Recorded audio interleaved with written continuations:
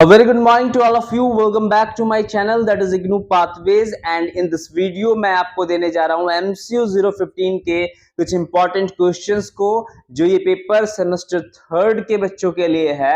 ये पेपर का काफी ज्यादा डिमांड आ रहा था क्योंकि IBU 02 के इंपॉर्टेंट क्वेश्चंस आपको देखने को मिले, वो भी 90% हमारे सजेशन से मिले हैं।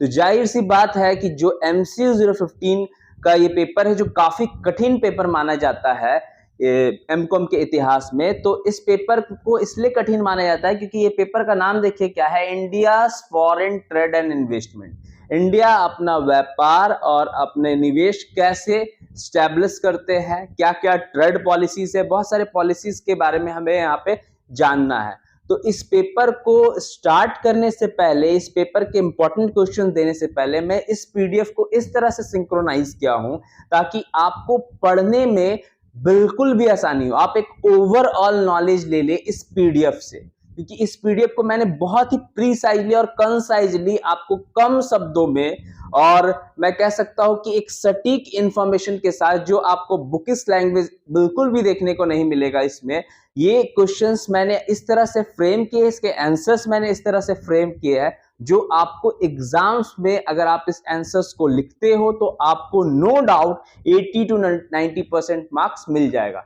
वैसे बच्चे जो बिल्कुल भी कुछ नहीं पढ़े हैं, इस पेपर के बारे में कुछ नहीं जानते कि उस पेपर को कैसे लिखना है, उनके लिए भी ये वीडियो काफी बेनिफिशियल होने वाला है। वो अगर इस पीडीएफ को एक बार सिंक्रोनाइज करके एक बार चीजों को क्रोनोलॉजिकल ऑर्डर से देखते हुए चले जाएंगे तो वो एक ओवरऑल आइडिया डेवलप कर लेंगे। इस सेशन में मैं आपको स्टार्ट करने जा रहा हूं इसका इंपॉर्टेंट क्वेश्चन, जिसमें सबसे पहले मैं इस सब्जेक्ट का एक छोटा सा ब्रीफ आपको दूंगा हिंदी और इंग्लिश दोनों में, क्योंकि बहुत सारे बच्चे बाइलिंगुअल खोजते हैं जिसमें हिंदी भी उनको चाहिए रहता है और इंग्लिश भी उनको चाहिए रहता है। तो थोड़ा सा मैं इसमें एक कह सकते हैं क्रिएटिविटी करके मैं लाया हूं, क्योंकि मैं अक्सर इंग्लिश को ही प्रमोट करता हूं, लेकिन इस बार मुझे काफी बच्चों का टेक्स्ट मैसेज आया कि सर हिंदी में प्लीज बनाया कीजिए थोड़ा सा, तो मैं उनको थोड़ा सा हिंदी का पार्ट एज अ पार्ट हम ये कह सकते हैं कि इस सब्जेक्ट का पूरा कॉन्टेक्स्ट मैं उन तक पहुंचाऊंगा और ये जो भी इंपॉर्टेंट क्वेश्चंस मैं आपके लिए लेके आऊं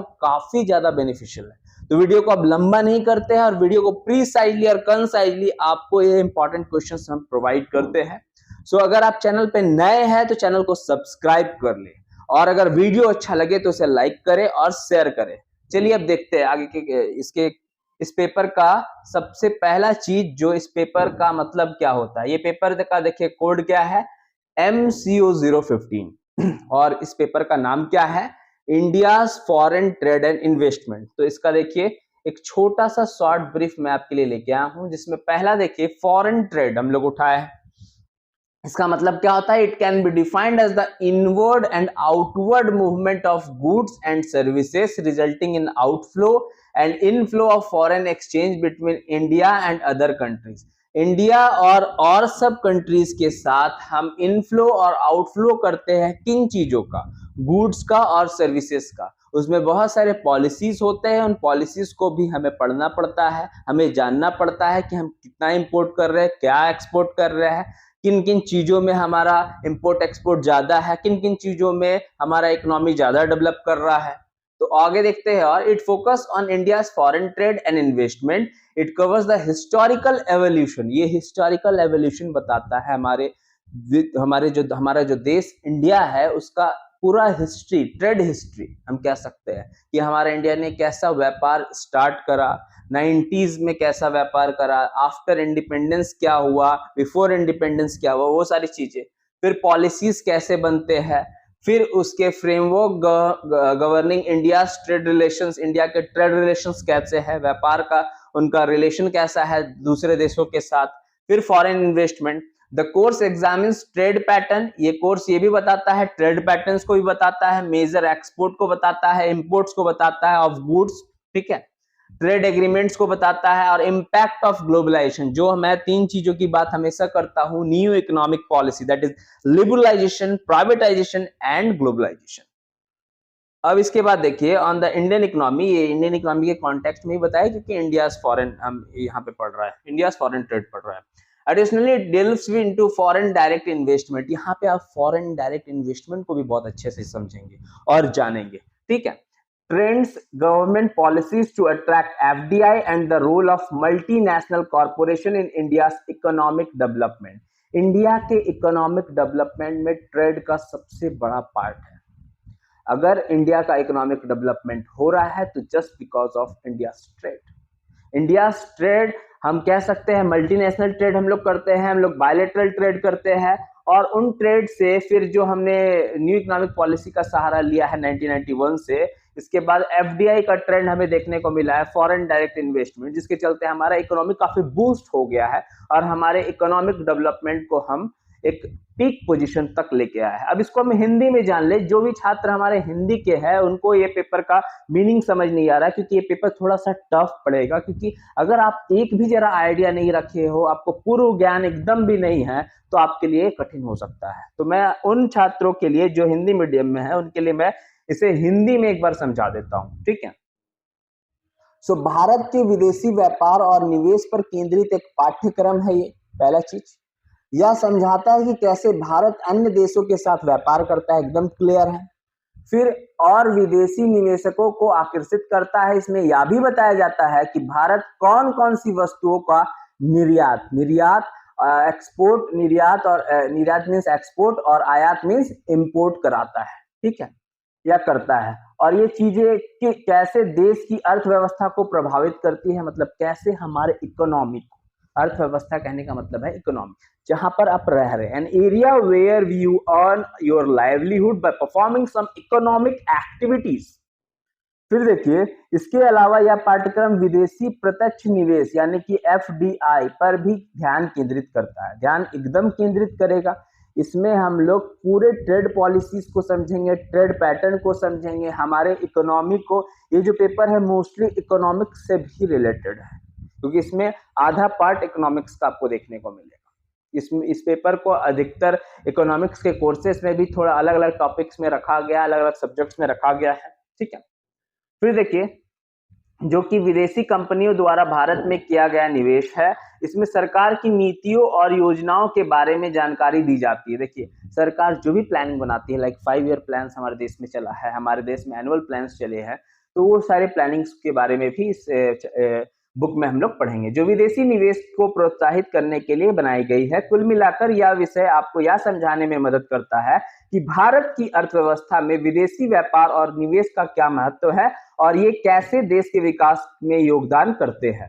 ये सारी चीजें सिर्फ और सिर्फ इकोनॉमिक्स को रिलेट करते हैं, हमारे आसपास के बिहेवियर को रिलेट करते हैं, हमारे देश का विदेशी व्यापार सिस्टम, हमारे देश में जो व्यापार सिस्टम है जो विदेशी व्यापार से भी रिलेटेड है, इंटर रिलेटेड है, उन सारी चीजों को हम इस बुक में पढ़ने वाले हैं। और कौन साइडली और प्री साइडली मैंने आपको एक आइडिया दे दिया, इसलिए आइडिया दिया बच्चों क्योंकि जो भी क्वेश्चन आप फ्रेम करना स्टार्ट करेंगे ना, तो अगर आप जरा से भी भटकते हैं टॉपिक से, तो आपको ये कॉन्टेक्स्ट में रहेगा कि सर ने यहाँ पे क्या बताया था, इस पेपर का मतलब क्या होता है। इस पेपर के कॉन्टेक्स्ट को अगर आप याद रखोगे तो जब भी आंसर्स में गड़बड़ाओगे तो एक कॉन्टेक्स्ट को ऐड करके आप आंसर्स को खींच सकते हो, और जब खींचोगे तो आप एक ग्रेस से खींचोगे, एक टेक्निक से खींचोगे, जो टेक्निक को एग्जामिनर कभी भी रूल्ड आउट नहीं कर सकता है। तो चलिए अब हम लोग देखते हैं इसके कुछ इंपॉर्टेंट क्वेश्चंस को। जो इंपॉर्टेंट क्वेश्चंस करते हैं उनका नो डाउट है कि वो 90% स्कोर नहीं कर पाएंगे, वो 100% 90% स्कोर करेंगे। चलिए देखते हैं, और काफी ये जो पीडीएफ मैं आपको प्रोवाइड करूंगा ये काफी ज्यादा बेनिफिशियल होगा आपके टर्म एंड एग्जामिनेशंस को, जो कि आपका 25 जून 2024 को होने वाला है, ठीक है, जिसमें लॉन्ग क्वेश्चंस मैं लेके आऊं। सबसे पहला क्वेश्चन देखिए, do you think that India's export of services have been increasing? What are the determinants of export of services? Describe the need and prospects to push export of services. India के exports of services के बारे में आपको discuss करना है। ये जो services है ये क्या होता है, इसको आपको जानना है। सर्विसेज का मतलब होता है कि जो सेवाएं आप मुफ्त में नहीं देते, जिसके बदले आप कुछ ना कुछ पैसे लेते हैं। तो जो एक्सपोर्ट सर्विसेज यहाँ पे डे बाय डे बढ़ रहा है, ये क्यों बढ़ रहा है, इसका सारा नीड और इसके डिटरमिनेंट्स को आपको इसमें लिखने हैं। इसके सारे आंसर्स मैंने रेडी कर दिए हैं, जो वीडियो पे आपको नंबर दिख रहा है उस नंबर पे आपको मुझे मैसेज करना है। एक नॉमिनल सा फीस मैं ले रहा हूँ, काफी मेहनत मुझे लगी है इस वीडियो को बनाने में भी लग रही है और इसके पीडीएफ को रेडी करने में भी लगा है। ये जो पीडीएफ है नॉर्मल पीडीएफ से बिल्कुल ही अलग है, क्योंकि मैंने इसमें बहुत ज्यादा आपको सेंटर ऑफ अट्रैक्शन दिया है। सेंटर ऑफ अट्रैक्शन दिया है इस पेपर से रिलेटेड। क्या सेंटर ऑफ अट्रैक्शन? मैंने कीवर्ड्स भी डाले हैं, यूनिट वाइज यूनिट मैंने कीवर्ड्स भी डाले हैं। अगर ये कीवर्ड्स आपको दिमाग में रह गया तो आपको आंसर लिखने में जरा सा भी दिक्कत नहीं फेस करना पड़ेगा, क्योंकि बहुत सारे बच्चे जब लिखते हैं तो लिखने के समय उनके दिमाग से कीवर्ड्स चला जाता है। तो कीवर्ड्स अगर दिमाग में रहेगा तो आंसर्स को अच्छे से इंटरप्रेट कर लोगे और लिख लोगे, और अच्छे से आप 20 मार्क्स में 18 मार्क्स अपने एग्जामिनर से छीन लोगे। ठीक है, देखिए दूसरा क्वेश्चन क्या है। Describe the major highlights of India's foreign trade policy. पूरे मेजर हाइलाइट्स को आपको डिस्कस करना है इंडिया के फॉरेन ट्रेड पॉलिसी को, जो कि 2015 से 2020 के बीच में हुआ है। क्या क्या यहाँ पर जो भी ट्रेड पॉलिसीज को हमने लिया है वो सारी चीजों एक पॉइंट वाइज एक्सप्लेनेशन इसमें देना है। फिर क्वेश्चन नंबर 3 में देखते हैं, distinguish between inward orientation and outward orientation as objectives of foreign trade policy and also examines changes in India's foreign policy in the context। Inward orientation क्या होता है, आउटवर्ड ओरिएंटेशन क्या होता है, उसको भी हम लोग जान लेते हैं। चलिए, इसको कीवर्ड्स के तौर पे मैंने रखा है। देखिए डिजाइन क्या है, काफी मेहनत करी है बच्चों मैंने इसके पीछे। मैं ये चाहता हूं कि मैं जो भी पीडीएफ आपको दूं उससे आपको सेल्फ सेटिस्फैक्शन मिले, आप संतुष्ट होकर आए कि हाँ सर के बताए गए क्वेश्चंस हमने एग्जाम्स में देखे और सर का जो भी वैल्यू होता है, जो भी वो बोलते हैं वो करते हैं। ठीक, इनवर्ड ओरिएंटेशन देखिए, all those policies that tend to restrict export and import in effort to reach the self reliance, जिसमें आत्मनिर्भर बनाने के लिए ये चीज को किया जाता है, जैसे हम इनवर्ड और ओरिएंटेशन कहते हैं। और फिर दूसरा है outward orientation, all those policies that promote flows of goods and services. Goods and services का फ्लोज हमारे इकोनॉमी में देखने को मिले, उसको हम लोग कहते हैं आउटवर्ड ओरिएंटेशन, जो कि आपके नेशनल बाउंड्रीज यानी कि डोमेस्टिक बाउंड्रीज में देखने को आपको मिलेगा। क्वेश्चन नंबर 4 देखिए, discuss the trend and pattern of FDI inflow to India since 1991। वही वाला बात, 1991 का जब भी बात आए आपको एलपीजी इसमें लिखना है, liberalisation, privatisation and globalisation. Do you agree with the view that if India were to set its inhibition about FDI and follow in the footsteps of China, we would be in a position to realize our full potential? Explain। अगर हम अपने potential को पूरा realise कर पाए, China के context को देखते हुए, चाइना के ट्रेड पॉलिसीज को देखते हुए, चाइना के नक्शे कदम पे चलते हुए, हम अगर फॉरेन डायरेक्ट इन्वेस्टमेंट्स के ट्रेंड और पैटर्न को समझ पाए 1991 से, तो हम क्या अपना फुल पोटेंशियल को जान पाएंगे और उससे कुछ अच्छा खासा कर पाएंगे। ये सारा क्वेश्चन इसमें पूछ रहा है, इसको आपको लिखना है। मैं ज्यादा नहीं बता पाऊंगा डिटेल में, वीडियो को लंबा नहीं कर सकता हूँ, क्योंकि मैं आपको बता रहा हूँ बराबर हमारे झारखंड में लाइट का दिक्कत हो रहा है, इलेक्ट्रिसिटी का दिक्कत हो रहा है, जिसकी वजह से मैं वीडियोस को टाइम टू टाइम अपलोड नहीं कर पा रहा हूँ। पहले मैं स्मार्ट बोर्ड से जूझ रहा था, अब मैं इलेक्ट्रिसिटी से जूझ रहा हूँ, तो मैं कठिनाइयों के बीच में रहकर आपके लिए वीडियो बना रहा हूँ। तो मैं चाहता हूं कि आप ज्यादा से ज्यादा इसे लाइक करें, शेयर करें और सब्सक्राइब करें। क्वेश्चन नंबर 5 देखिए, examine the need for foreign capital in Indian economy and discuss critically the government policies on foreign direct investment. Foreign capital Indian economy के कॉन्टेक्स्ट में इसका क्या नीड है उसके बारे में बताना है। ठीक है, गवर्नमेंट पॉलिसीज को भी डिस्कस करना है। फिर ट्रेड चैलेंज क्या क्या फेस किया जाता है और क्या स्ट्रेटेजी हम लोग बनाते हैं बैलेंस ऑफ पेमेंट के डेफिसिट्स को मेंटेन करने के लिए। Why should balance of payment of a country should always balance, क्यों जरूरी है कि बैलेंस ऑफ पेमेंट हमेशा बैलेंस हो, उसके बारे में आपको बताना है। और इसके इक्वालिटी का क्या महत्व है। ठीक है, फिर इंपॉर्टेंट कीवर्ड्स में आ जाते हैं, जिसमें देखिए ये सारे कीवर्ड्स आपको देखने को मिल सकते हैं। कीवर्ड्स मैं इसलिए डाल रहा हूं ताकि जब आप आंसर लिखो तो आप दिमाग में चीजों को रख सको।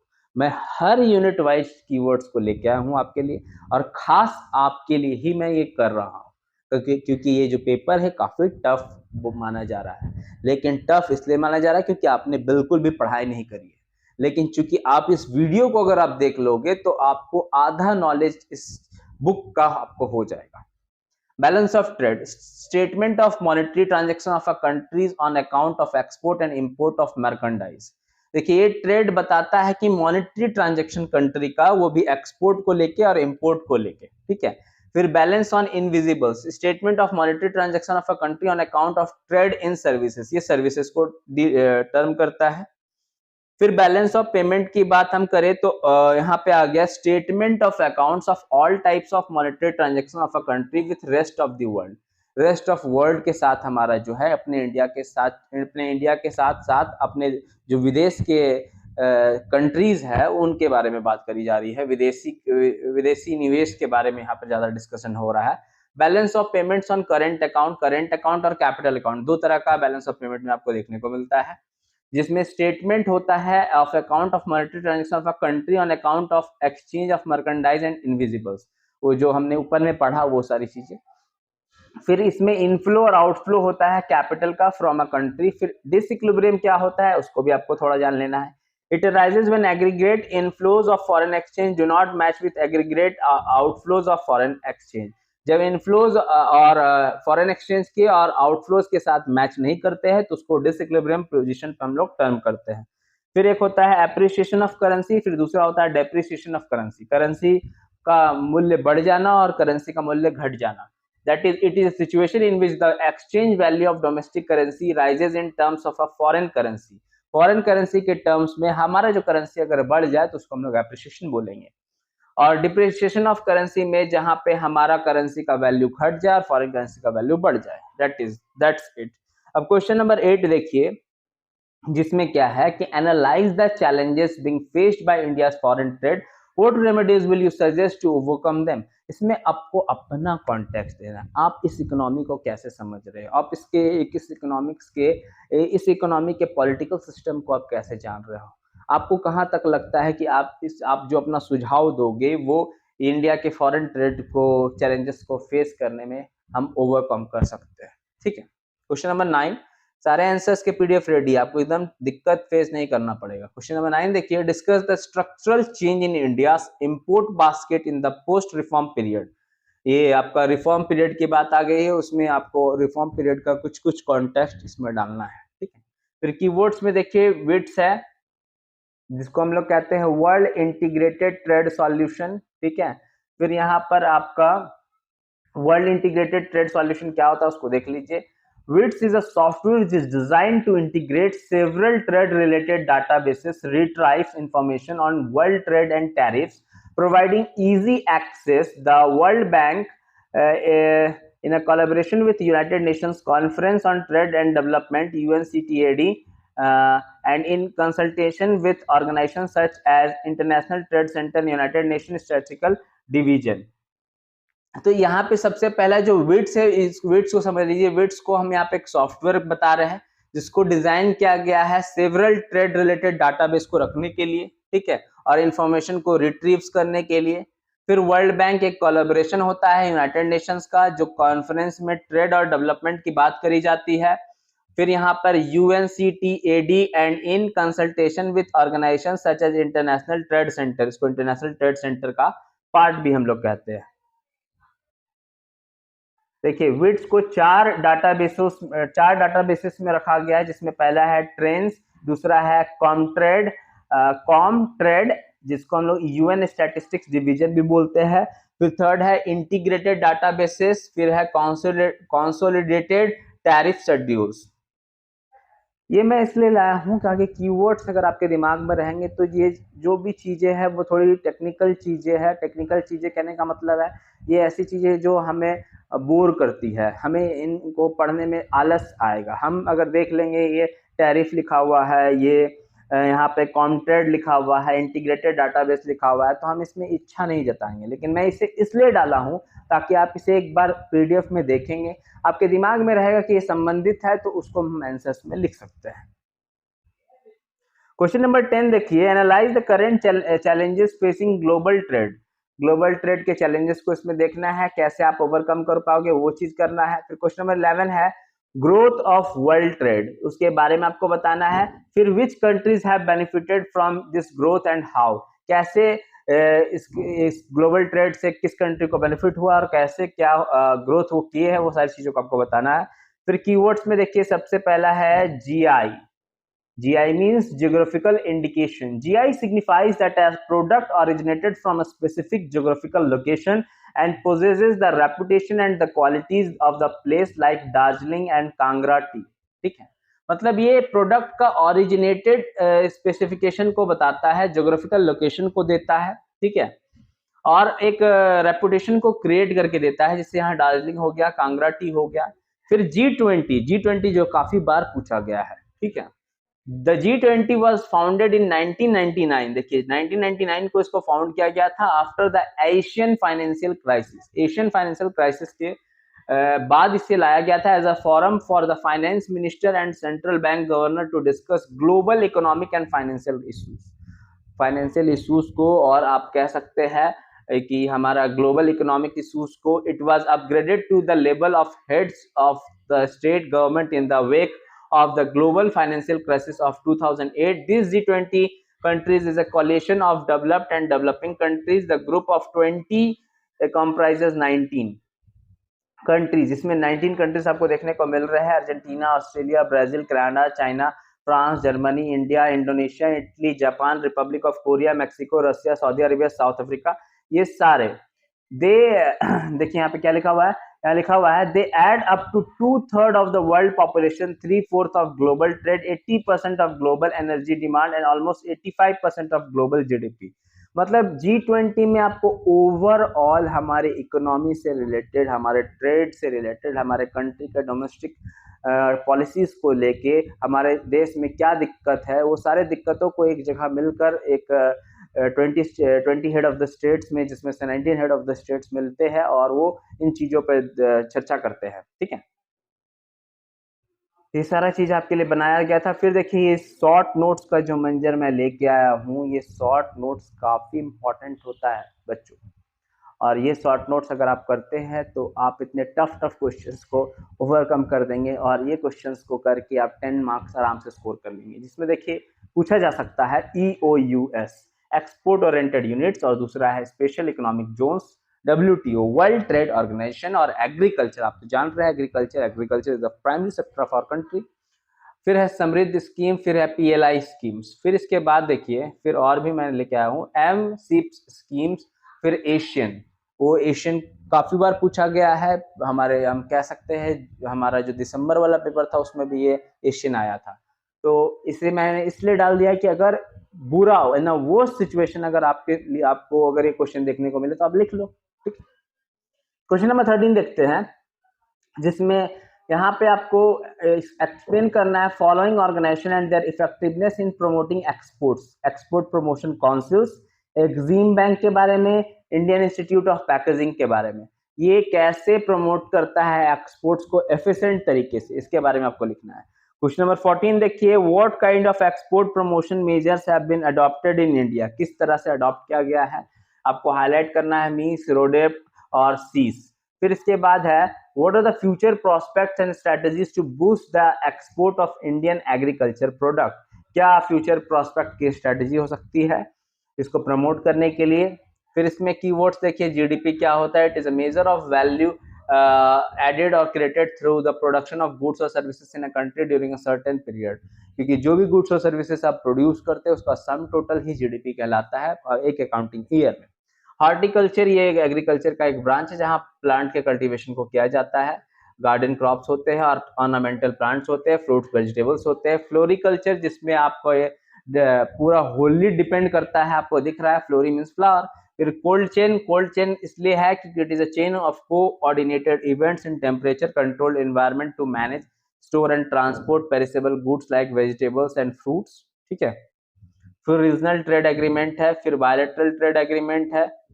फिर क्वेश्चन नंबर 16 देखिए, the end of quota system has been of benefit to India, do you agree, explain how the agreements on textile and clothing is detrimental to the growth of Indian textile industry. ये quota system कैसे हमारे यहाँ पे exist कर रहा है और कैसे ये बेनिफिशियल होगा हमारे इंडियन टेक्सटाइल इंडस्ट्रीज के लिए, ये एग्रीमेंट्स क्या क्या होते हैं, ये सारी चीजों को इसमें डिस्कस करना है।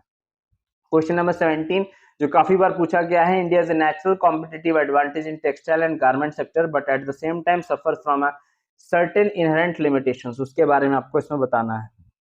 यूनिट वाइज मैंने इसे बनाया है ताकि आपको कोई दिक्कत फेस ना करना पड़े। आप समझो कि आप एक बुक ही पढ़ रहे हो लेकिन प्रीसाइजली पढ़ रहे हो, चीजों को क्या पढ़ना है एकदम clear, quiet and crystal clear है। फिर कैपिटल इंटेंसिव टेक्निक, जिसमें हम ज्यादातर इन्वेस्टमेंट हम लोग देखते हैं अपने मशीन्स पे देखते हैं, ठीक है। मोर मशीन्स लेस लेबर्स, ठीक है। लेबर इंटेंसिव में मोर लेबर्स लेस मशीन्स। फिर ग्लोबल स्लो डाउन क्या होता है, it is N extended period of economic recession और डिक्लाइन अराउंड द वर्ल्ड, जब रिसेशन वाला पीरियड आ जाता है। वर्क फ्रॉम होम, आप जान रहे हो कि हम ये चीजों को सुनते आते हैं कि वो बंदा कहाँ से काम कर रहा है, तो घर से ही काम कर रहा है। क्यों? ये वर्क फ्रॉम होम कब से स्टैब्लिश हुआ आपको ये ट्रेंडिंग में है आपका कोरोना के टाइम से, ठीक है। Fragmented industries, it is an industry where many small companies compete against each other, छोटे छोटे इंडस्ट्रीज compete करते हैं, ठीक है। टैरिफ एक प्राइस और एक टैक्स होता है जो गुड्स को एंटर करने पे दिया जाता है। कोई भी कंट्री में गुड्स जब एंटर होता है तो उसके लिए एक टैरिफ हमें पे करना पड़ता है, ठीक है। क्वेश्चन नंबर 18 देखते हैं। डिस्क्राइब द एक्सपोर्ट प्रमोशन, ये एक क्वेश्चन आ सकता है बच्चों, इसे ध्यान से करना। ये क्वेश्चन 100% आ सकता है, जिसमें आपको ये हो सकता है पहले देखने को मिल जाए, क्वेश्चन के फर्स्ट वाले फ्रंट पेज में ही आपको देखने को मिल जाए। तो क्वेश्चन का काफी ज्यादा डिमांड है, ये ज्वेलरी और हैंडीक्राफ्ट से रिलेट करता है, क्योंकि हमारे देश में ज्वेलरी का एक हम कह सकते हैं कल्चर बना हुआ आया है, ठीक है। शुरुआत से हमारा देश का जब निर्माण हुआ था तब से ज्वेलरी और हैंडीक्राफ्ट पे हम लोग विशेष तौर से ध्यान देते हैं। हम अपने कल्चर को कभी भी छोड़ना नहीं चाहते हैं, क्योंकि इंडियन हमेशा कल्चर को प्रायोरिटी देते हैं। और ये कल्चर वाला क्वेश्चन है, ये 100% आपको एकदम फ्रंट पेज में भी देखने को मिल सकता है, ठीक है। क्वेश्चन नंबर 18 के बाद इसमें कीवर्ड्स है जो काफी इंटर रिलेटेड है, वो हमारे 18 क्वेश्चन नंबर 18 से, इसको आप एक बार देख लीजिएगा। मेरा गला थोड़ा सा भारी हो गया है और लाइट कट चुका है, मुझे सिग्नल मिल चुका है, इसलिए मैं थोड़ा अब जल्दी से सम अप करूंगा, ठीक है। एफडीआई ये सारा चीज मैं दे दिया हूँ। एआई कोशिश करूंगा कि महामैराथन वीडियो आपके लिए लेके आऊं ताकि आप चीजों को प्रीसाइजली कंसाइजली देख पाए, समझ पाए। लाइट बस साथ दे दे हमारा। क्वेश्चन नंबर 19 देखिए। Describe major initiative and action proposed by national policy on electronics. Electronics 2019 में क्या क्या इनिशिएटिव्स लिया गया उसको बताना है। एक्सपोर्ट प्रमोशन देखिए इंजीनियरिंग गुड्स का। फिर future prospects of export of services of India का, ये भी काफी इंपॉर्टेंट है 21 नंबर।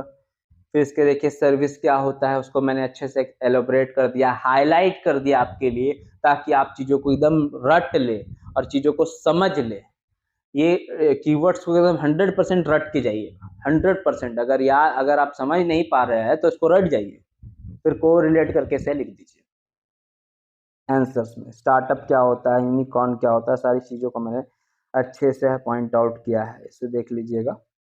देखिए फिर क्वेश्चन नंबर, अब आपको लग रहा होगा सर कितना क्वेश्चंस लेके आया है। सर लेके आया है 25 इंपॉर्टेंट क्वेश्चंस, जो पूरा बुक का निचोड़ है। यही 25 क्वेश्चंस ही आपको करने हैं, इसके अलावा कुछ नहीं करना है। कहीं का भी स्टडी मटेरियल मत पढ़िए, बस ये 25 इंपॉर्टेंट क्वेश्चंस करके जाइए, और अगर क्वेश्चन ना मिले तब आप मुझे बताइए।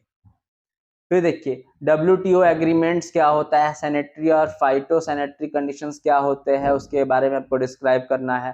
Current trade in India USA trade के बारे में बताना है। Do you think that you has got robust growth in recent years, अगर ऐसा है तो उसको एक्सप्लेन करना है। सार्क, ये क्वेश्चन नहीं आया है तो ये क्वेश्चन आपको देखने को मिल सकता है।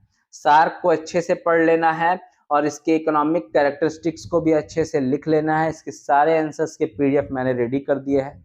क्योंकि आप जान रहे हैं झारखंड में लाइट का प्रॉब्लम चल रहा है, हम जहाँ रहते हैं वहाँ ज़्यादा दिक्कत चल रही है, तो चीज़ों का अभाव है, लेकिन मैं चीज़ों को दुरुस्त करके आप तक पहुँचा रहा हूँ। तो मैं चाहता हूँ कि आप मेरे ज़्यादा से ज़्यादा वीडियो को लाइक करें, शेयर करें और सब्सक्राइब करें।